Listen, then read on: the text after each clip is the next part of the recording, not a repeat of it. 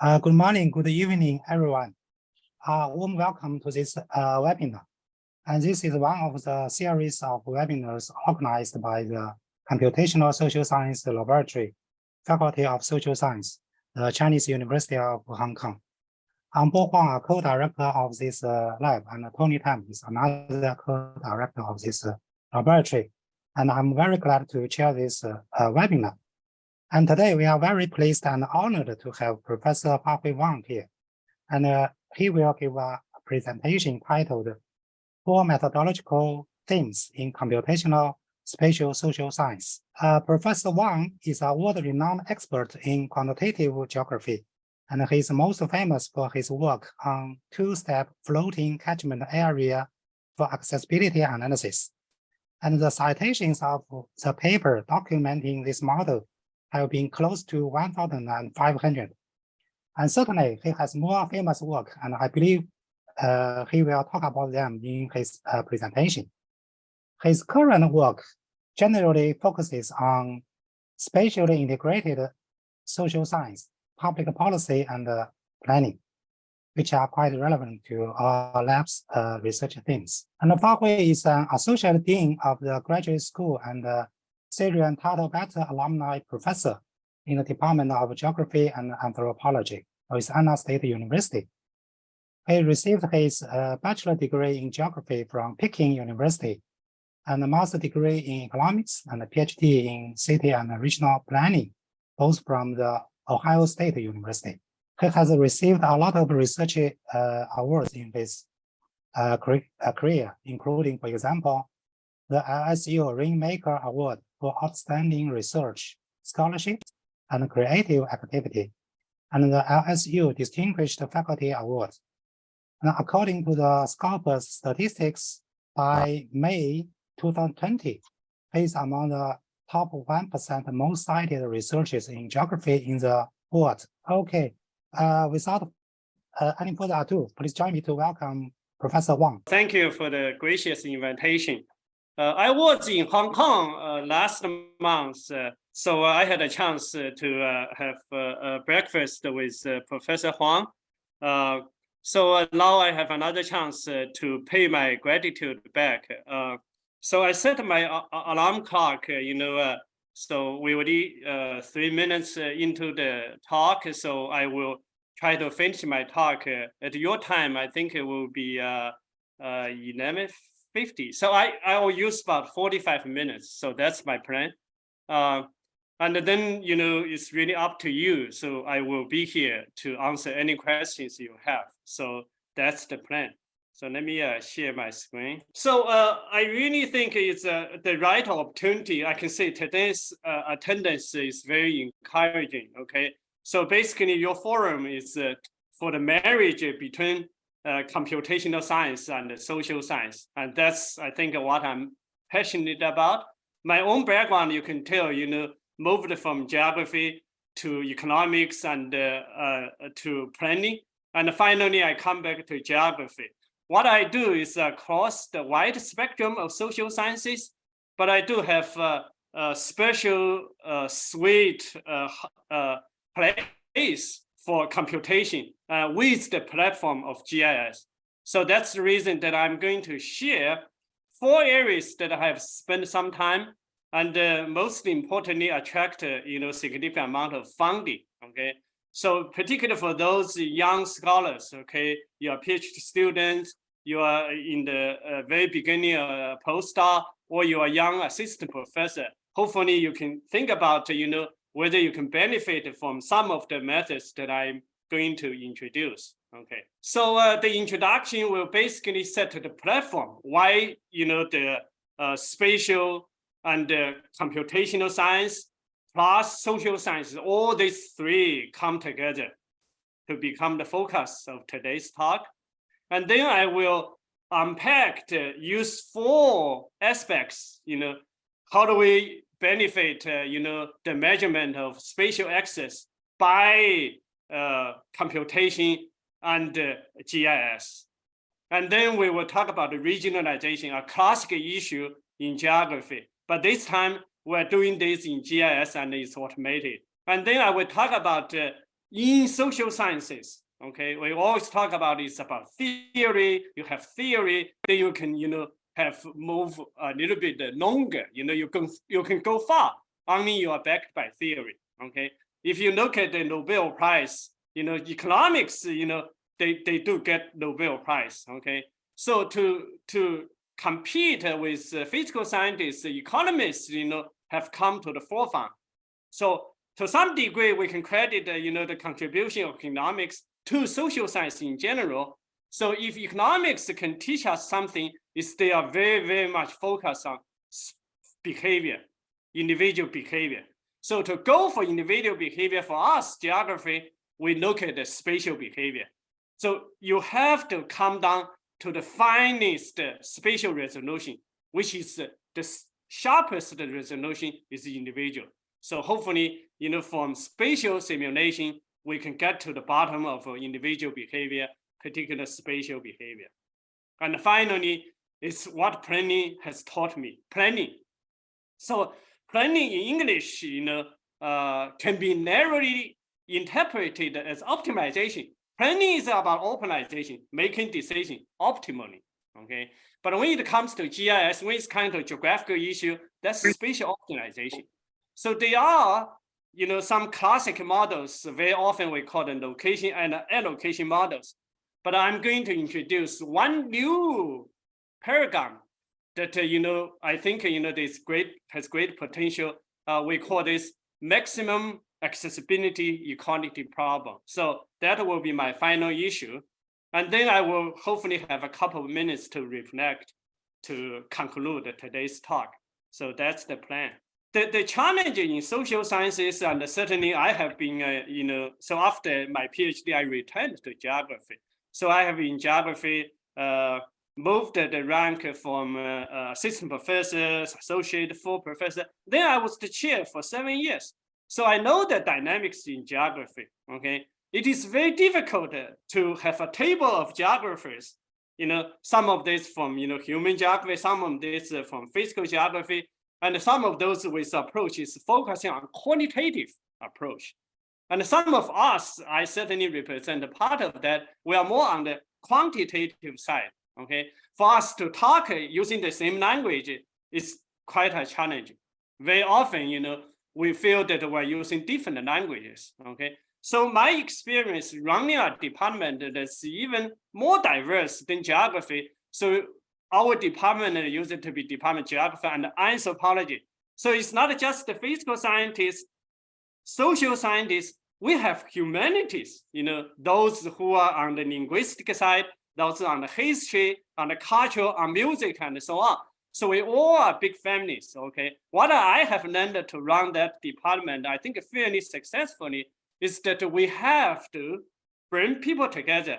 We call building bridges, okay? So one major vehicle that helps us to build a bridge is actually GIS, okay? We see GIS application in a lot of archaeology and linguistic, historical, and cultural issues, okay? So if I can summarize what I'm going to cover is hopefully we see the change of social sciences, okay? And my way of saying the change in social sciences can be captured in 3 directions, okay? It's becoming increasingly applied, right? Okay, we need money to support our graduate students. So we need to make sure that what we are researching can contribute to the society, right? So that turns so-called applied side of social science, that's public policy, okay? So the second major change direction is social sciences. We can't simply say, oh, we are social sciences. Where's the science part of the social sciences, right? My experience interacting with some of the university in Hong Kong, certainly they really highlight the science in social sciences, okay? And by my conversation with Professor Bo Huang, the university, how do department get them funding from the, the universities, okay? They count the number of students and so on, of course. But on top of that, they actually rank faculty, rank department, okay? We can't complain because they set up the game rule for us. We have to compete, with them with the same game rule, okay? So how do we do that?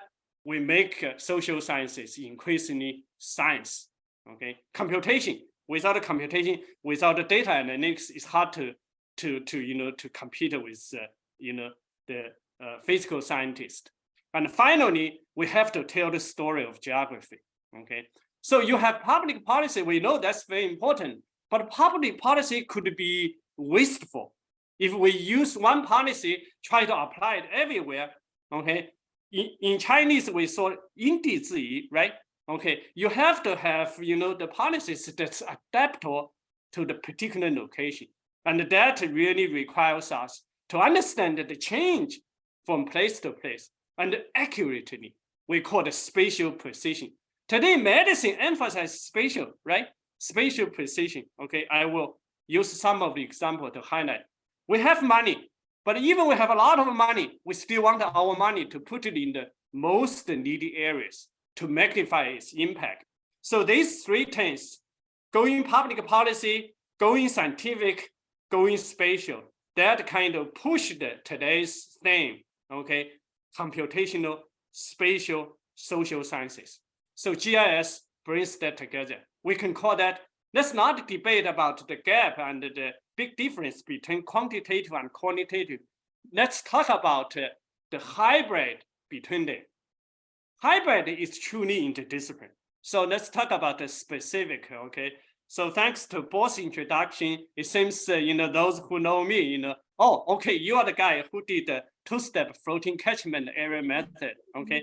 But I couldn't rest, say take a nap, okay? That's what I did. I'm going to, just cruise. So I want to, use today's opportunity to introduce some of the recent advancement we made on the two-step floating catchment area methods, okay? So the two-step, we emphasize the spatial access. If you are patients, if you need to drive, ride the public transportation or bike or take a walk to visit your doctor or hospitals, that's what we do, okay? We call it physical face-to-face visit. That's spatial access, okay? So we have this two-step floating catchment. But fairly recently, we got a major grant. In Hong Kong, you have major grant in December. We were there to review the major grants, okay? So we got a, from National Institute of Health, R1 grant, okay, it's 5 years for 2 million, okay? So the core of that grant was to advance the two-step floating catchment area methods, apply that to telehealth, okay? So before the talk, Tony just mentioned, how the COVID, right? How the COVID impact the way that we interact. Now we are doing this online, and everybody, already have 3 years of experience doing Zoom, right? Online, we're all pro, okay, all pro. So, but for medicine, it's the same story. So when we proposed that proposal, it's actually before the pandemic. In the middle of the review, all the reviews have been done online. So they raised the urgency of our proposal. How telehealth has evolved in the US, okay? So the first year during the pandemic, the telehealth increased 3,000 times, okay? So, I mean percentage, I'm sorry. So it means 30 times. So that's a lot of telehealth increase, okay? Even after the pandemic, okay? So for the past year, pretty much the US, most of us, are feeling like out of the pandemic, but the telehealth has not declined significantly. We're going to stay with that because people know what telehealth can do.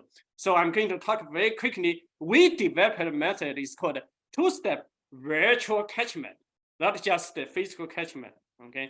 And between two-step and physical catchment and two-step virtual catchment, I did a method is called inverted two-step, okay? I will mention very quick, okay?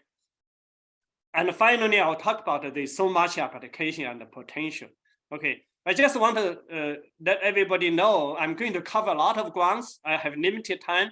So I'm going to give you a little bit of taste of everything. It's just like you're in a salad bar, but it's up to you to follow up. Hey, that small piece, I'm very, very interested. Then you can ask a question send me, an email, and then I will follow up with more discussion. Okay, so that's the purpose. I just started one topic why I stopped. Okay, because I have a lot more ground to cover. So that's the strategy for today. So the two-step very quickly, okay, is about the physical visits. Let's see, most of us apply that in the healthcare. So how convenient is someone in an apartment building go to see a doctor physically in a hospital or clinic? So that's what it does, okay? The first step, you anchor around the supply location, such as hospital. 30 minutes within, the hospital can provide the service. So you have the number of doctors in the hospital divided by the 30 minutes, within 30 minutes, total population or patients around it, you get a ratio. You have a preliminary assessment, how busy that hospital could be.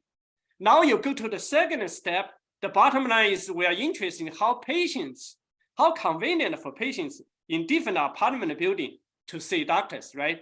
So one doctor see within 30 minutes, another hospital within 30 minutes, another clinic with 30 minutes. All those around 30 minutes contributed to your accessibility. So you sum up what you got from the first step, you have the accessibility for individual residents or patients. So that's the very simple recap of two-step floating catchment. So you have two steps, each step has a catchment. So fairly recently, specifically that was in 2018, I published a paper to push out a new method. It's the two-step floating catchment upside down. So it's inverted with I in front of that. So how does it do? Basically, it's that the first step, the first model of two-step floating catchment, you started with the hospital, you come back to residence. Now for the inverted methods, you do the other way. You started with patients and you end up with hospital, the second is the hospital. So you will get, we call it how busy that hospital could be, right? So the regular two-step give us a number, how convenient patients can see doctor. So the flip side of the coin, you turn the coin over, would be on the hospital side, how busy the doctors will be, how busy the nurses will be, and so on, right? So we call this potential crowdedness, okay? So I sent that paper to Bo, and Bo was the associate editor for IJGIS, and he graciously, found the capable reviews, and it came out. So far, it's already attracted a good number of citations. Its application potential, I think it's just as much as the regular two-step. Yeah. So you have one way to tell you the demand side, the residents, how convenient they are. On the other side, for us to planning, let's say you want to solve the problem. Some hospitals are very busy, right? Some hospital is kind of underperforming, but you can directly use the inverted two-step to capture the variability of hospitals. So now the third method is virtual catchment. Okay, I'm not going to the details, but I would like to highlight our new model virtual two-step virtual catchment captured two factors that affect our virtual accessibility. Okay, in the case, once again, let's look at the healthcare. So we look at whether the broadband is available in a particular geographical location. I don't know the case in Hong Kong. Hong Kong is highly urbanized, highly advanced society. But certainly in America, there is a larger gap between rural and urban. Okay, so actually Huawei is very famous providing affordable telecom equipment for the rural area. That's the reason some part of rural area use Huawei's telecom communications, and they got the spatial waiver from the US government to purchase that equipment.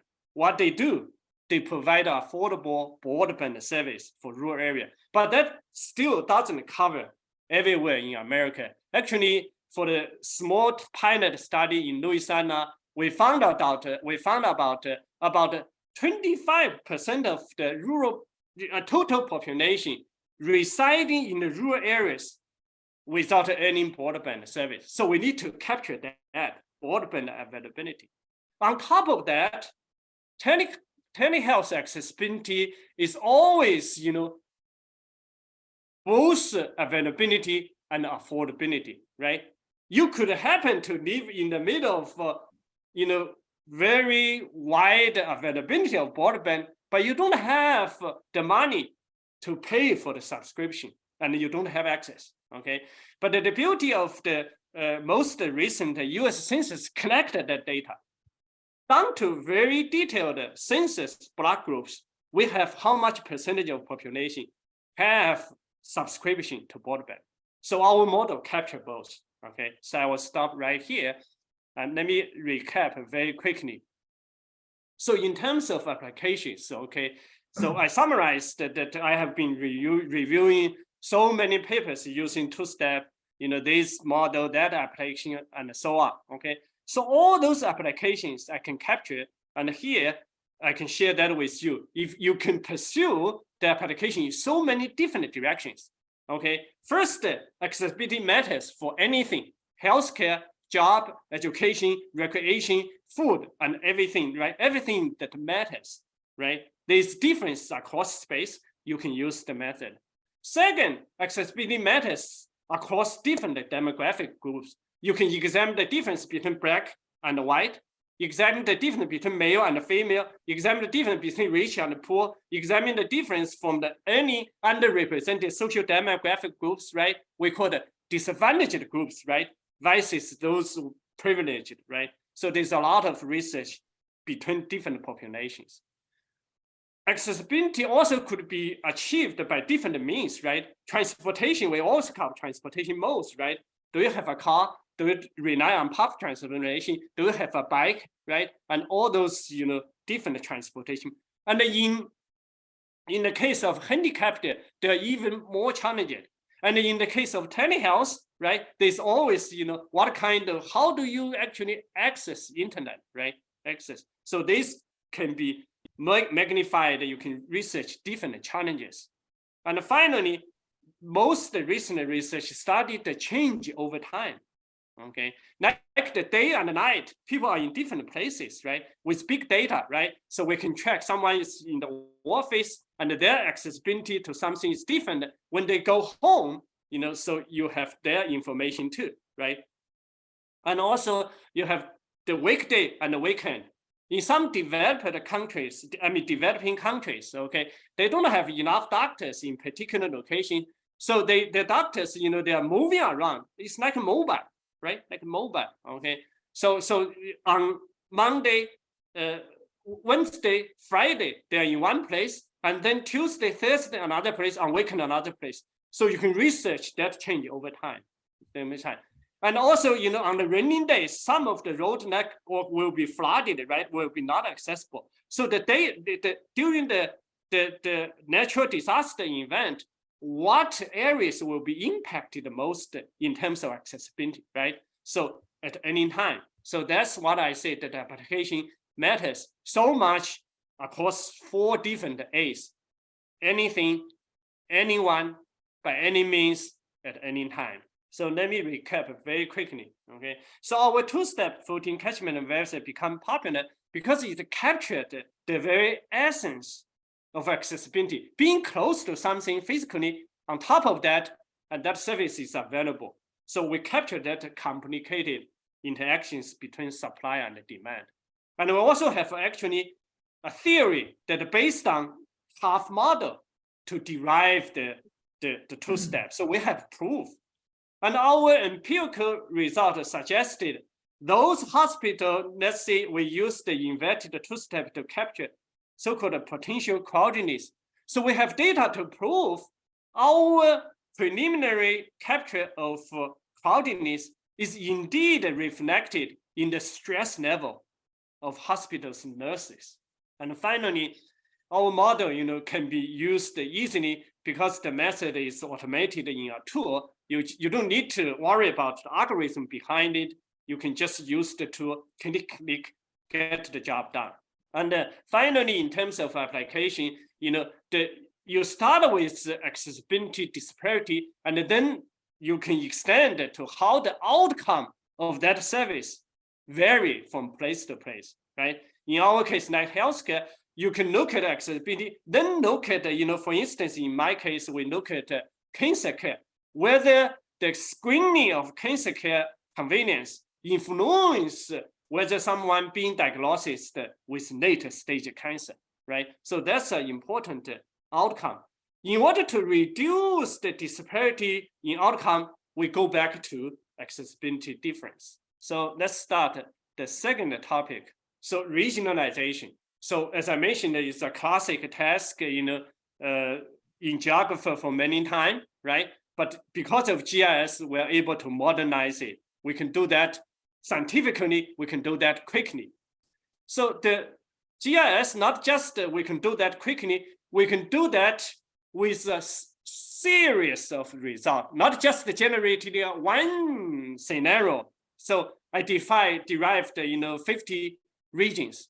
We can generate between 50 regions, we generate 23, we can generate 45, we can generate 32. Okay, you tell us how many regions you want to generate, we can give you the result. Okay, so when we have different number of regions to derive, the size of region also change. That enables us to examine the modifier area unit problem, right? And also, a lot of you, you have learned the concept we call the uncertainty of neighborhood, right? That's proposed by Professor Maple Kwan.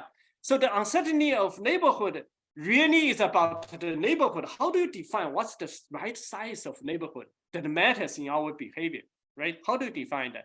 So the neighborhood could be small, could be medium, could be large, but the regionalization methods will empower you to define different sizes of neighborhood. Then you can test the different sizes of neighborhood to see which one matters in your context of research. Okay, so but when we talk about regionalization, people could be easily confused. The two different ways, they are very different. One is we are going to define the regions that they are internally homogeneous, right? Homogeneous. How do we do that? You merge the attributes that they are most similar together. So that's one regionalization. Second is we derive functional regions. How do we define functional regions? We're going to define regions internally. They experience the strongest connections. Connections through commuting, connection through transaction of financial exchange, connection through telecom, right? So telecom. So whatever you define connections, and we can capture that strength of connection, define the function regions for you. Okay. So I'm going to go this very quick, So like, the methods, those of you heard of Red Cat, and then later we proposed mixed level regionalization. They are all trying, both of them, and there are other methods, okay? So they are all trying to group similar attributes and adjacent polygons together. So we call it spatially constrained spatial clustering. And one example is we use this to group the small number of cancer cases that they are adjacent together at the same. Those areas, they share very similar socioeconomic structures. So that our new units will have sufficient population. Okay. So when it comes to cancer rate, very often we use cancer rate per 100,000, right? Why do we use per 100,000 instead of using percentage? Because we expect the base value to be large, 100,000, right? The rate of cancer, because it's rare events, okay?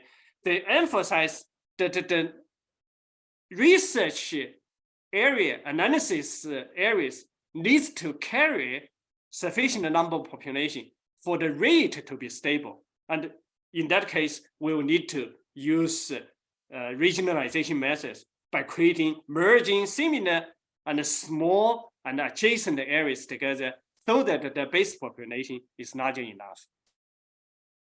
And we use this also applied to solve the problem, the Hu line, right? Hu Huanyong, right? the Hunan.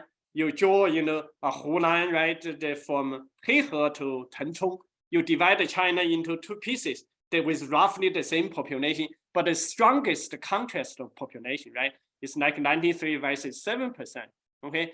But Dr. Hu, when he developed this Hunan, is really quantitative, right? So he experienced different locations, different angles, and he found out this is the best. But scientifically, where do you draw this line? So basically it's a regionalization problem. Where do you draw this line? It doesn't have to be a straight line, but it continues to divide China into roughly the same population, but enjoying the strongest contrast in population. And we solve this problem. It happens to be very, very close to the Hunan. Okay. And another application is that we always talk about China's urbanization, different degree. So we use big data like WeChat data. Okay. So we calculate the change. The Chunjie is coming, right? The Chinese New Year. So the change, population change before Chunjie and during the Chunjie, right? That pretty much captured those people who are migrant workers, right? So that's China's urbanization variation. So we have used that data. When you have big data, your spatial resolution comes from individuals, very, very sharp, all the way to whatever size you desire. So we are able to define different levels of urbanization in China at different scales. So you can tell at the highest level, the three highest urbanization areas, the number one is around Shanghai, right? The Yangtze River Delta. And then number two comes to the your area, okay? The Pearl River Delta, okay? The third one eventually comes to Beijing and Tianjin. So people debate which one is most important, but our method tells you there's no debate, okay? 1, 2, 3, which one comes out first? Now we switch to the second kind of regionalization. We are trying to define the regions that are enjoying the strengths in terms of connection, the maximum connection. See, you have patients in different zip code. Those of you familiar with Florida, right? For each zip code, you have patients going to different hospitals, right? So we mapped that connection strengths, okay? But how do you draw the boundaries so that the flows of patients within the region is maximized? So that's an optimization problem. And you can tell that the result pretty much captured that connection, right? So you try to cut the fewest number of patient flows to preserve the maximum connection. So I want to, we move a little bit fast forward. So recently we finished up the national delineation of cancer service area for the whole United States. So this is the result, okay? And the next week, I will go to Los Angeles, and the meeting will be organized by the National Cancer Institute. So I will give a talk to present the result, our newly defined cancer service areas, okay? So how do you evaluate the outcome, the efficiency of cost, and all those issues in healthcare? When it comes to cancer care, you use our areas. So that will have major impact in the research community related to cancer. So the benefits of our regionalization is we have an objective that's explicitly maximizing something. So we know it's the best solution. And it's automated, so it's convenient to implement. And it enables different sizes, different number of regions. That's what I mentioned at the MAEP, uncertainty of geographical context of neighborhood. And once you have the homogeneous regions with sufficient number of population, so you can derive reliable cancer rates, homicide rates, and those risk factors. And the function regions are very often used, as I mentioned, like healthcare planning, the cancer care we can use for management and planning. Now I move to the third topic about spatial simulation. So why do we need simulation? Okay, as I mentioned, at the very beginning, that the strengths of economics Okay, it's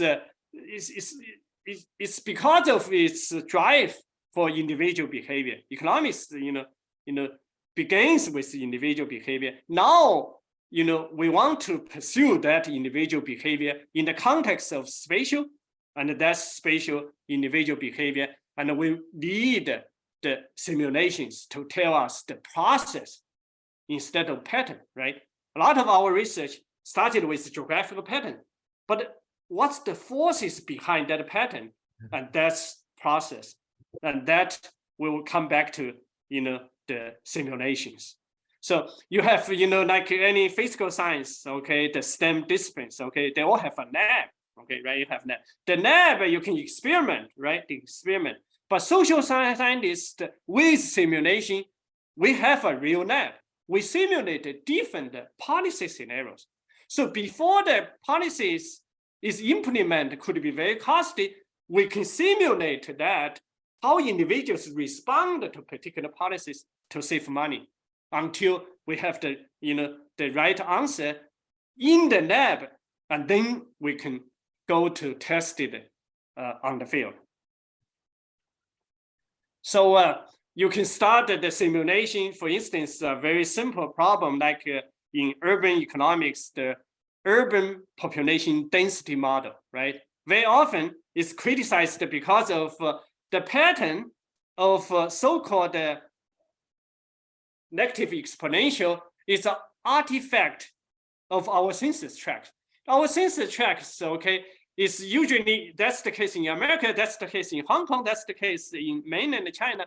It's when you are close to the city center, you have a larger number of small census tracts because the density is high. Okay, so the area size is small. But that's not a very fair comparison to the suburban areas. The area size is large. Okay, but we can simulate individuals. Once we have individuals, or you have big data, you don't need simulation. You have individuals actually in the real location. You can aggregate, you can construct an analysis unit, such as regular square or hexagons. Then you can have the analysis units truly comparable. And the simulation, we use this to answer what exactly is the waste for commuting in individual cities. And that has been long debated in urban economics and then also in geography. And they always say, oh, it's because of your data aggregated at different areas. But we don't need aggregation, right? If we have individual data. If we don't, we can simulate, and that's what we have done. We find out that the answer can be answered by individuals. Individuals, they have the individual home, they have the individual job location. How do you optimize their commuting and to derive the true extent of waste for commuting? And finally, I don't have time to do that, but I'm sharing the YouTube link. You can click this, and this is this work is done a recent PhD student of mine. So basically, he was able to build an agent-based crime simulation model. Okay, so you have individuals in a real city, like in our city, Baton Rouge, with about 260,000 population. You can simulate the individuals. We have the location of residence, we have the workplace, you have the daily routine, and each individual agent move around the network. So you have potential criminals, you have regular residents, you have police, they have different patrol strategies. You have people actually driving, walking on the street, they become guardian, right? So with all that fairly realistic environment, what are the chances for a crime to take place? Once you're able to simulate that and you compare with the actual crime pattern, you readjust your model's parameters to improve the performance of the model. So the result is quite impressive. And the paper came out last year in the computer urban environment, computer environment and urban system. And you can find the details, and you can click this video to see how this simulation actually takes in the real space. And I'm going to skip this, and go to my last item, is optimization. Okay, so optimization in the context of spatial issues, very often we call that location-allocation, right? Location means that you find the best locations to put your facilities, right? Planning, you solve where do you put your hospitals, right? So that's the first step. Once you decided where to put the hospital or another facilities, okay, or another type of facility, whatever is your planning problem, you will need to decide how large you want to build the hospital, right? So 500 doctors, how many nurses, okay? So that's why very often we have these two issues together called location and allocation, okay? Where do you put it? How much you build it? How large you want it to be, okay? I'm going to skip the problem, so such as most of you are familiar if you ever run into location and allocation. Certainly Professor Huang is an expert of this, back to his days, at Calgary, right? So, so the p-median problem, right? The location set covering problem, the p-median, you have a set of, let's say you have 5 hospitals to locate, but you want to put them in a kind of, location that will enjoy the minimum total travel time, right? By patients. The location set covering, you want to minimize the number of facilities to cover the maximum number of population, the maximum coverage, okay? And there's also the minimax, you want those most inconvenient or least convenient people to suffer the least. So you want there's always inequality, right? But you want those that is the, let's say, farthest away from the nearest service provider, you want that person, that burden is minimized, right? So you can tell that the last model, the minimax model, okay, actually it takes a lot of computational power, okay? So the minimax problem gave us some background that they are part of the scholars, in addition to worrying about, efficiency. At the same time, some of us also look after interests, so-called equalities, okay? We advocate for equality. So that kind of motivated me to raise the issue, so-called, how do we maximize equality? How do you maximize equality? The equivalent problem, how do you minimize inequality? There are all different kinds of inequalities, okay? But in the healthcare, we debated about the different ways to capture inequality, but the fundamental issue or the first step to solve inequality is to minimize the inequality in access, right? So you don't want to lose at the starting line, right? So that's what we emphasize is the opportunities. Access to the opportunities, we would like to be equal. So that's how do we operationalize our optimizing problem?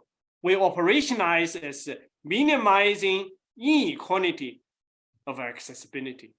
Well, when it comes to accessibility, my first part of the talk already talked about 2 steps. So we can actually quantify accessibility. So that's our objective function. But when it comes to inequalities, there's inequality across the different geographical areas, right? And all inequality across different demographic groups, inequality across different time, inequality across different transportation modes, and so on, right? The list go on and on, okay? But for now, most of our work and those, they used our methods focus on the first part, the inequality across geographical areas. But that doesn't prevent you to experiment, formulating the problem to minimize inequality across different demographic groups, across different time, across different transportation modes, okay? So some of the examples, one of the earlier examples is we are interested in minimizing the inequalities across the very best cancer hospital in America. We call the NCI hospital, National Cancer Institute designated hospital, we call it NCI hospital. In America, there are about 70 those hospitals. We first capture the inequality, existing inequality, use 2 steps. And then after that, let's see, we have decisions to make. how do we make those decisions with the equality in mind? Okay, so the first is about allocation. Let's see, in the NCI, its annual budget is about 3 billion. It's a lot of money to spend. Okay, well, when you think about it, there are so many hospitals, and also beyond the hospitals, people also compete for NCI support. But every year, they significant amount of money to spread the fixed amount of budget across 70 hospitals. How do you distribute that in a way that minimize inequality of accessibility? So you can formulate that. And the solution is a continuous variable. It comes to specific amount of money. So it's a continuous variable. It's actually much easier to solve. Okay. A different kind of problem is actually you designated what future candidates. So every 5 years, or around 5 years, the NCI invite all those teaching hospital, teaching hospital are the very best hospital in America. So invite those teaching hospital is part of AMC, American Medical College Association. Okay, so they can compete for these designations. Okay, so let's say there are 5 new NCI designated hospitals to decide. Among the 263 teaching hospitals, which 5 you pick for the purpose of maximizing equality? And we have a solution. And the solution is already helped. Certainly in Louisiana, our university president is actually got a lot of money from private donations. Recently released the news, $250 million from 2 private healthcare providers. And one of the mission of that donation is to help LSU to bring NCI cancer hospitals back to Louisiana. So our solution is somewhere, so very close to Louisiana, not in Louisiana, but very close to help the university to make the case. Okay, we are not just looking for the very best hospital. At the same time, when the quantity is comparable, we would like to introduce the rule of equality. Because NCI hospitals, when they receive federal money, that's taxpayers' money. Taxpayers emphasize equal access, right? So I looked at the literature. There's so much already going on using our model to help, different applications. Okay, and this I think is the recent study that studies China's the very best hospital called 三甲医院, right? So the top tier hospitals. So how the inequality varies across different provinces. How to reduce that inequalities, and there's actually some nice results. Okay, and a recent paper that I was part of the research to study the accessibility change in terms of EMS, emergency medical service, the management system in Shanghai, and how do you factor that into the time dimension? Okay, means the population in the daytime and the evening are different, right? As I mentioned. On the other side, in the rainy season in Shanghai, significant portion of the road would not be passable. How do you make the best out of the passable road network to be maximum equality? Okay, so it already remind me I need to try to wrap up. Okay, so this gave us opportunity. It's a whole new game, and so it's a new problem. And my book, the 3rd edition will come out in the middle of this year. We already release or will release the program very quickly, so you can use a very convenient tool to implement the fairly complicated nonlinear programming problem. And there's so much application we can do. Okay, and right now the computation efficiency is always a challenge for location allocation problem, and we share the same challenge. So some of our algorithm can help you to improve the efficiency. Okay, so I'm going to use a couple of minutes to recap today's talk. So the earlier days, the GIS people are attracted by GIS mainly because of it's very good at integrating data at different scale, different sources, and so on. And it's very powerful visualization tool. Okay, it's very intuitive, right, and so on. Okay, but the spatial advancement, spatial statistics, and spatial optimization that really help us to make a further inroads to those traditionally, dictated by other fields. For instance, like optimization, traditionally taught in electronic engineering, right, in applied math, in computer science, in business management, and so on. But now it's different. Okay, now with so much optimization in GIS, we can be part of the game, and we can do even better than them because we can take care of the spatial side of the issue. And the individual behavior is the bottom line. Is how we strengthen theoretical foundation in social sciences, and simulating individuals and their behavior is something that we can help us make also some ground in this direction. And precision, public policy, and planning really help us to attract external funding. Okay, so I think some of the methods will help you in that way. Geography, we know, is complicated, right? When you have one issue and you introduce the spatial variability, you introduce different scales, you introduce so many complexity, it seems there's no end game. But that's part of the beauty of geography with automation, with GIS, and we can hopefully take advantage of this complexity, not just survive, and we thrive. So that's the end of my talk.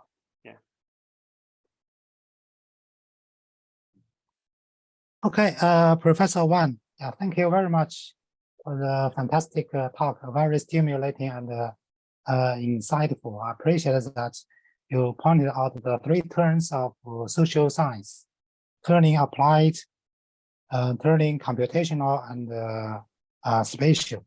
Then you also covered your 4 models, which are very useful, having numerous applications. So now the floor is open for questions. I noted that Tony put a question in the chat window. Yeah, so Tony, please. Tony, yes, go thank first. you so much, Professor Wang, for the fantastic talk. It's extremely stimulating for someone not in your area. Let me start off the Q&A session with a pretty general question. I can see the beauty of the 4 lines of work you use to illustrate, especially the applied term. I think the 3 terms is anchored on the first term, applied. Each and every one of the lines you described have a very distinct applied element to it. It's very strong, socially relevant. So it's a very clear-cut kind of application of science. There's another kind of another dimension of science that someone like me in sociology are more familiar with, and that is science as an explanation. Science offers disciplined explanation about puzzles in the world. In your case, even when you started off with some empirical phenomena, some social pattern of disparity and so on, you help us think about how to apply computational and spatial thinking to help with better planning. Optimization is one example, spatial optimization. I cannot help but ask the following question. When you think in applied terms, you will worry about minimizing social and spatial disparities, right? But if I want to explain similar phenomena like observed disparities, we will typically think in terms of maximizing. Like rational choice is a kind of maximizing behavior at the micro level that generate the observed disparities we observe. You see just by formulating, looking at the spatial optimization objective you stated is directly opposite to the explanatory approach to do computational social science. So I'm wondering, to put my question most directly, do you think the exercise, the application in, say, spatial optimization, it can also help social scientists who are more in the classical preoccupation of trying to explain existing phenomena, instead of trying to how to get rid of disparities, to think about what is driving it. How can we understand the process? Do you see the tools you have developed in spatial optimization, for instance, can be equally applicable to people who are maybe obsessed with explaining about the world? All right, that's a long way to motivate my simple question. Okay, all right. Okay, so this is, I think it takes a lot more time to answer your question, but I would like to use one example to give you a little bit of flavor. So the potential of this type of approach can do both. You know, minimizing, you know, to on the planning side to address the disparity. On the other side, actually, the first question begins to actually understand, explain the existing disparities in a way. So let me focus on your question, okay? The example I didn't have much time to expand, and now I have opportunity, is the simulation, the so-called agent-based model to simulate criminal behavior.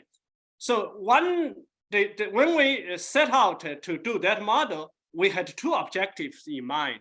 The first objective is actually to use that model to help readers to understand the competing crime theories proposed by criminologists in sociology.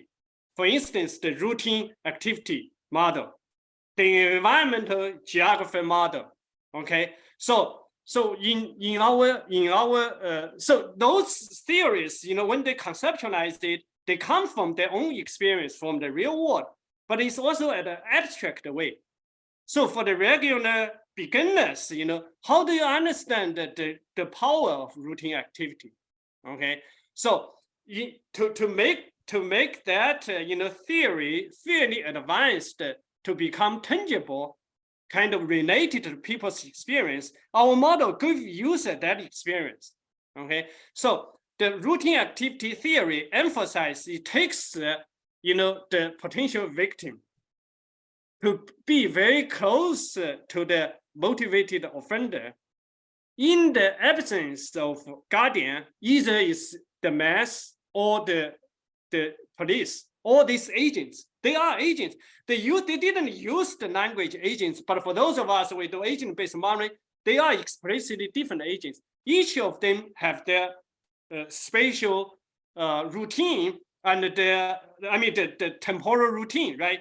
They get up 8 o'clock, go to work, and come home, go shopping, and have dinner, play, you know, basketball, and then we have the model is because once we have that understanding, then we can, you know, build the agents that capture that behavior, and we bring them in the computer, let them, you know, go on with their business, and then how they actually converge, both spatially and temporally, and help us, you know, when in the absence of police, how that behavior change. So it helps us to use this model to understand the theories proposed by criminologists. So this is actually the first goal. The second goal comes to the purpose experiment with different policies.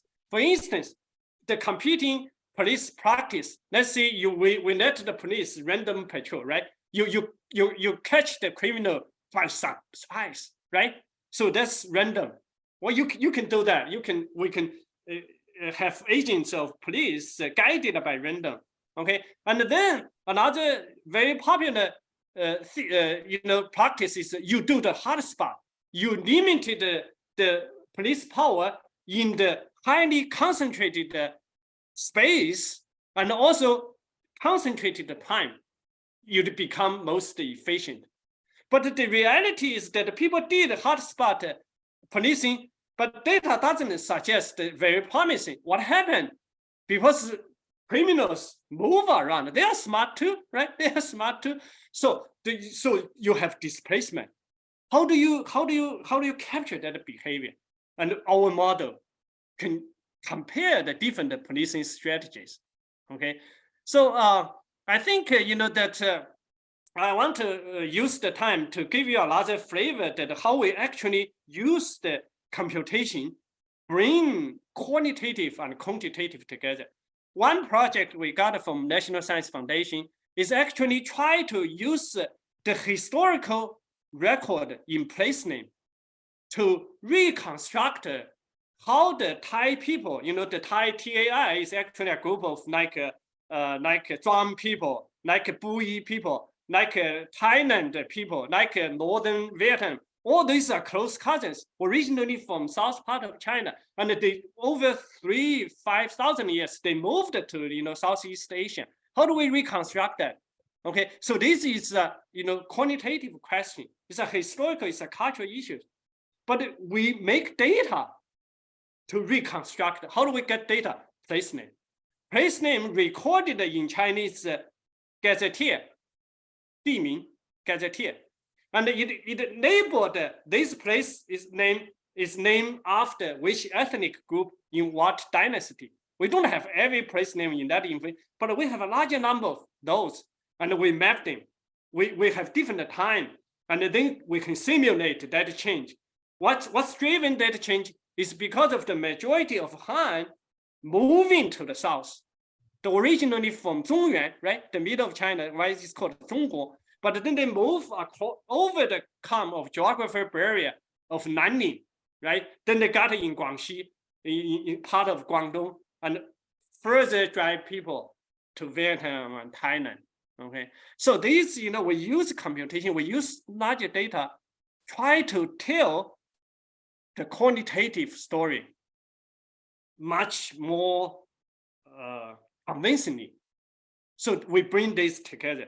We bring this, so to some degree, if we have data and we can find the methods that quantify quantitative issues. So that's the challenge to us, and that's the beauty we can bring people together. Yeah. Thank you. Thank you. I think you made a great answer to my big question. Thank you. Thank you. So any more questions? Maybe I take this chance to add a little bit to the question raised by Tony. And Fahui mentioned his simulation approach before spatial optimization. And I normally use statistics to establish the relationship between a spatial objective and the patterns of spatial optimization and the spatial distribution. Once the relationship is established, then we can do spatial optimization. And we can use statistics to explain the relationship. Certainly, if it's a causal relationship, it would be better. Then it can facilitate the spatial optimization. We just optimize in terms of that causal factor. We don't need to care about other factors. I understand. Yeah. So the causal relationship, use statistic to detect that. That's the challenge, and that's also the beauty. If you have temporal data, right? You have you can afford to the opportunity to detect whether the previous event influence the what's follow up, right? So then you can really solve the problem of causal, right? Yeah. And also spatially you can do that. See how that adjacent influenced earlier and further away influence down the road.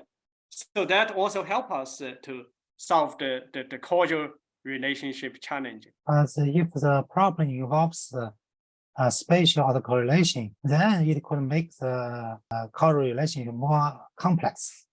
Yeah, more challenging. Yeah, both dimensions, spatially and temporally. Yeah, so that's the more challenging issues. Yeah. So any questions from the floor? especially for the students, it's a very good opportunity for you to consult Professor Wang. Yeah, also, please, okay. Also, I got a question on regionalization. Okay. Because it involves two factors. One is the collectiveness. The other is the attribute value. So do you give equal weights to the two factors or different weights? Very good. Okay. So I talk about two models. One is, popular is the red cap. That was led by Professor Guo Diansheng. He was at Southern Carolina. Now he's, I think, with Pension. Okay, yeah. So, but Professor Mulan, and I, we worked together, and mostly it was her creativity and also her implementation. Okay, so so very much I inspired her. I have the research question. He solved the problem, so I gave the credit to her. So the so-called mixed level regionalization, the beauty of that is exactly to explicitly to consider both proximity. One is in terms of spatial, right? You have distance, contiguity, right? So you can capture that. There's a formula, right? The other element is proximity in terms of attributes, right? In Chinese, we call it 物以人与类聚, right? If you are seminar, we talk more, we cluster it together. So that's attribute proximity. And we can use term proximity, we can use term distance. So there's attribute distance, there's spatial distance. And that model can integrate that together by explicitly assign the weight. Okay. So the weight, the first weight is for the attribute distance. The second weight is for the spatial distance. And the total is 100%. You decide how much you want to experiment. So you in the simulation, very interesting. If you assign, let's say 75%, I prefer emphasize spatial proximity or spatial distance. You can see the generated result, the regions are fairly compact, the shape, right? Yeah. But if you emphasize so much on the, attribute similarity, you can see the simulated regions is very much like gerrymandering, right? They stretch, let's say along the transportation roads, the income people, the lower income people cluster together. So the shape is less compact, but they enjoy much stronger attribute similarities. So that by doing that explicitly model that, we return the power back to the analysis. We don't make decisions for you. You decide. Perhaps for different purpose.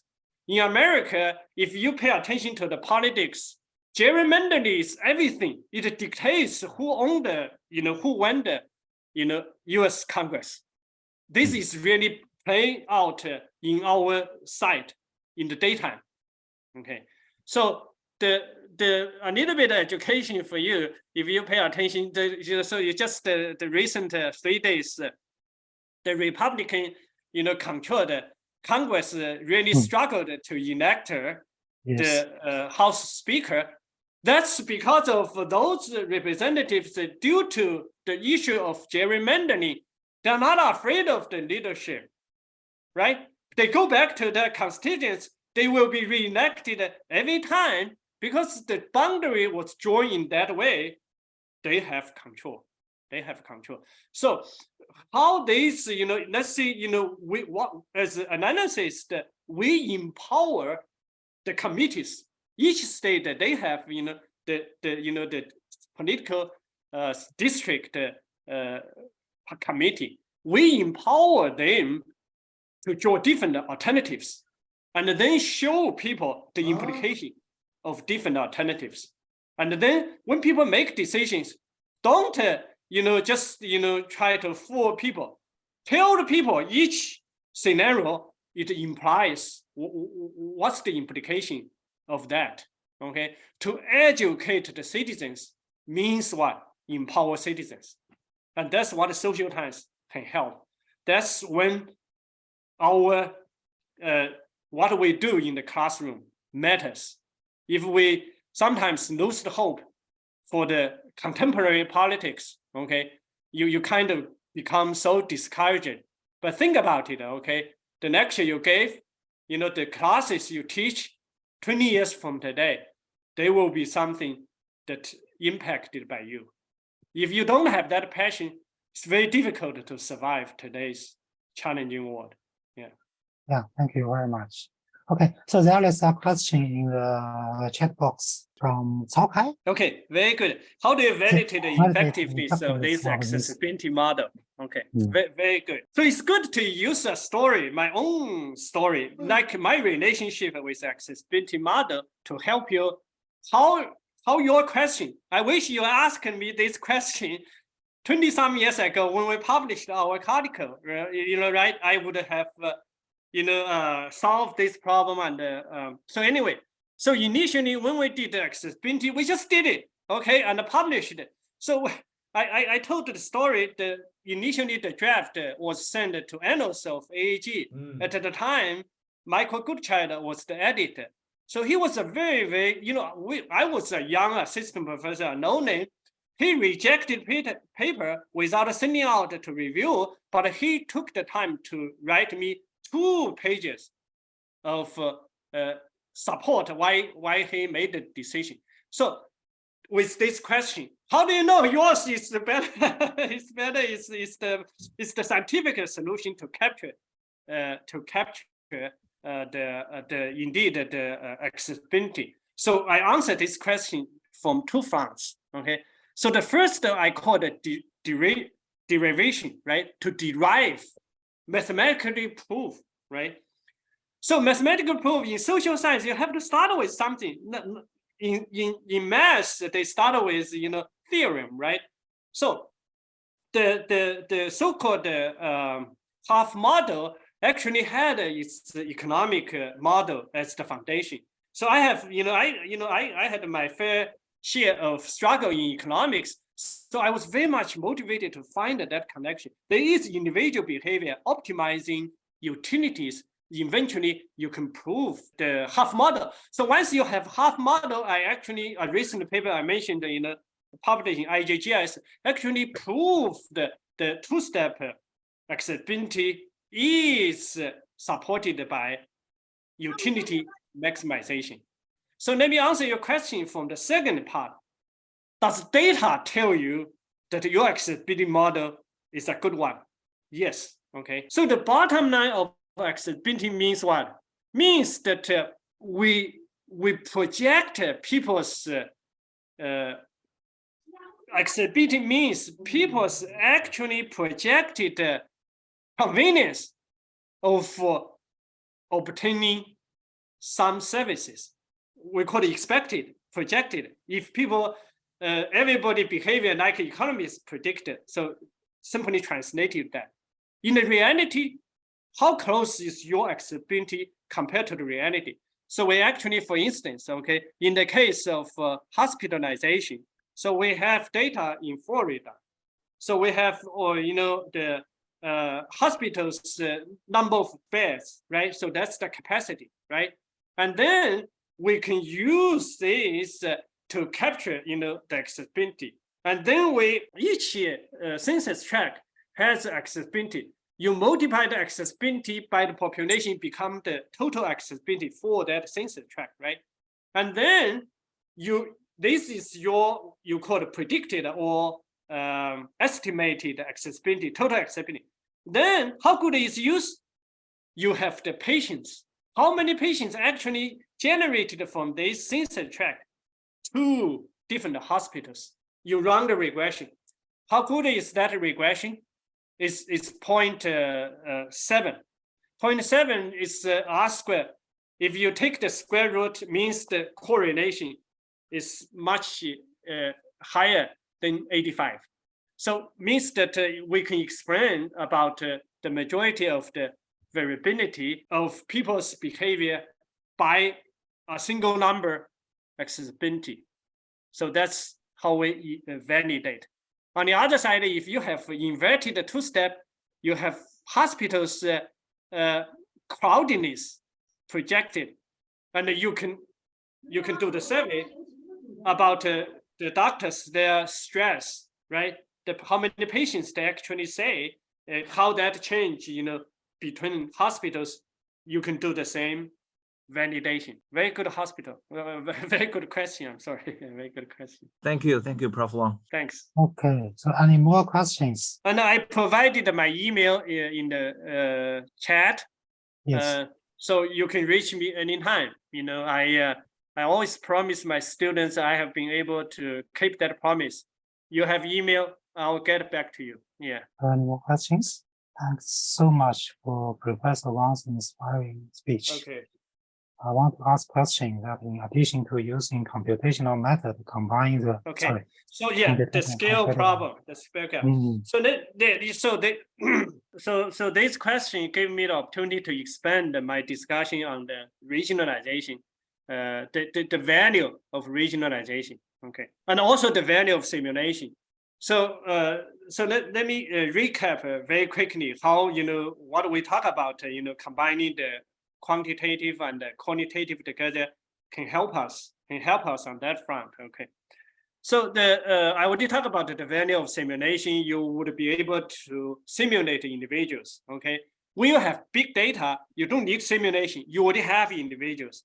But unfortunately, we know the common weakness of big data is the volume is very large. You have individual, but the attributes associated with individuals is very thin.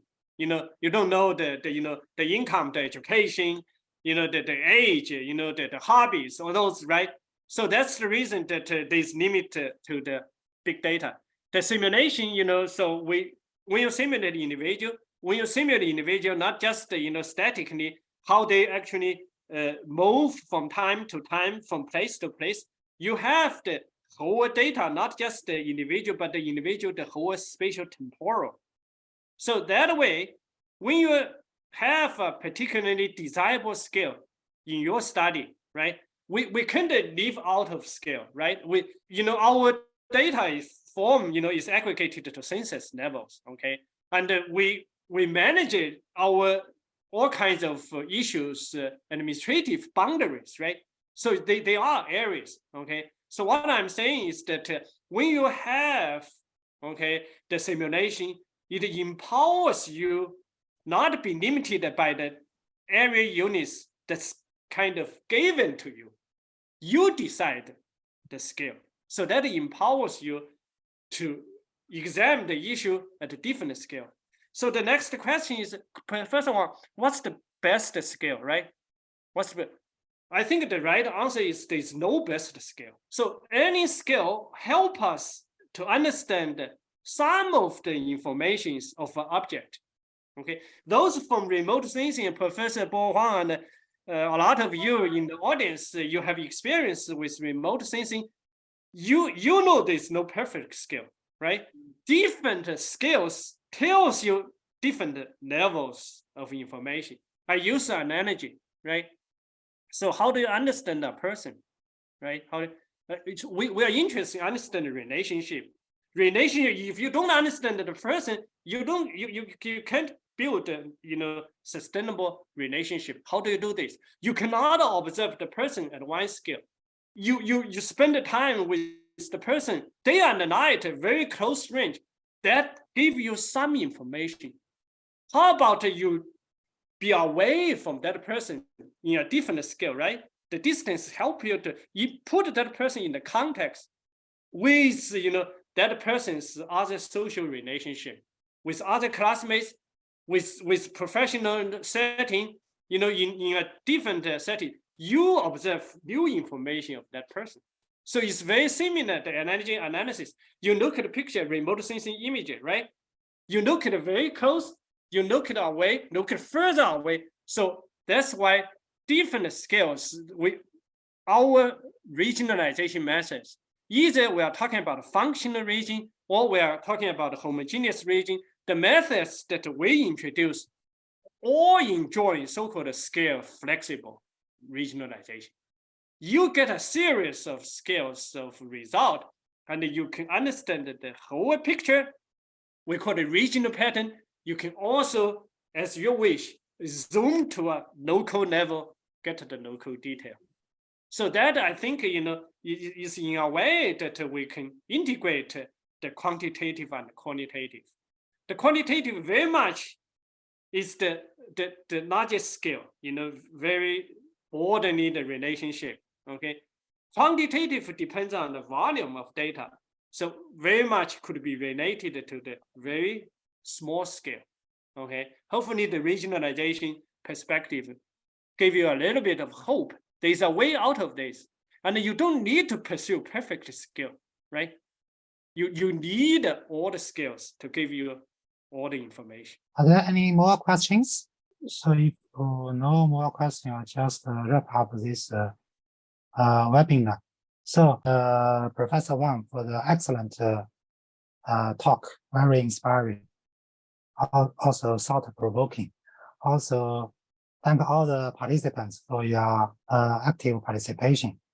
Yeah, thank you very much. Thank you. Thank you for the Thank gracious you. information. I enjoyed the interchange, and please again contact me if you have questions. Okay.